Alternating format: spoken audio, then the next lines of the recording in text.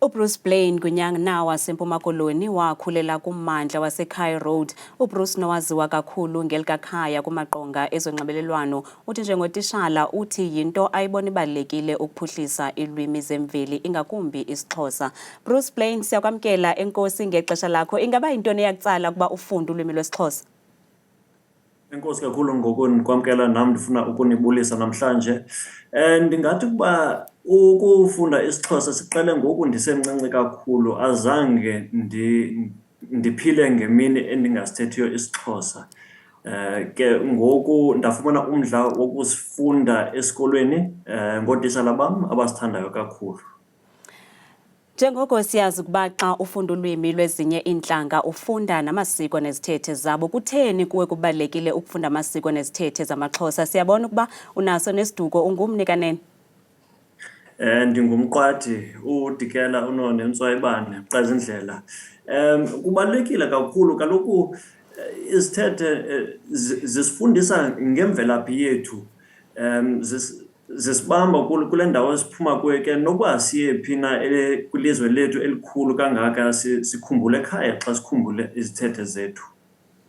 Ingaba abantu osondele kubo abamhlophe banawo umdla wokufunda ukuthetha isiXhosa? Sikhe simbone uTata uThemba kwezinye zeevidiyo zakho, kwaye oku cinga kungadlala indima engakanani kubumbano lweli lizwe?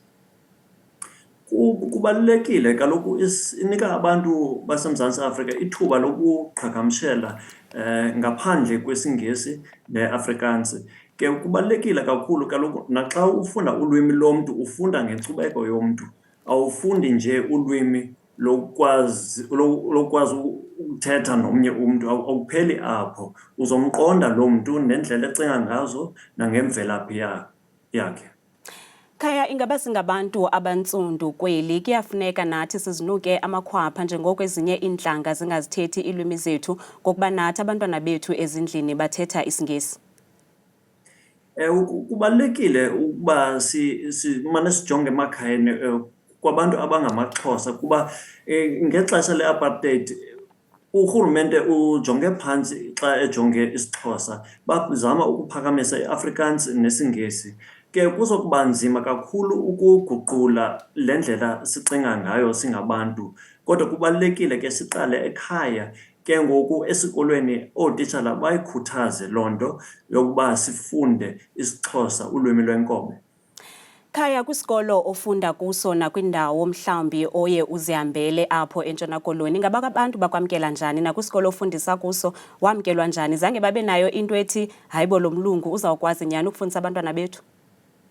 Bekunjalo ngakumbi kwabantu abantsundu ekuqaleni, kodwa bakhawulezile ke ngokundithemba kuba babona lo msebenzi ondiwenzayo, babona ke ngokuba ndidinga ukuncedisa abantwana babo ukuze bafumane bona ithuba lokuba bafunde isiXhosa. Ke esi sikolo sam endifundisa kuso, iBridge House, iyasiphakamisa isiXhosa, iyabakhuthaza abantwana abafuna ukusifunda isiXhosa. Sibona inguqulelo ezayo apha eMzantsi Afrika, ngakumbi kwizikolo zabantwana enabantwana abamhlophe. Siyakubona uba ungumntu oyithandayo imfuyo kwaye uyakukhuthaza nokubatselwa kwabantwana iintsomi. Ingaba ibaluleke kangakanani loo nto?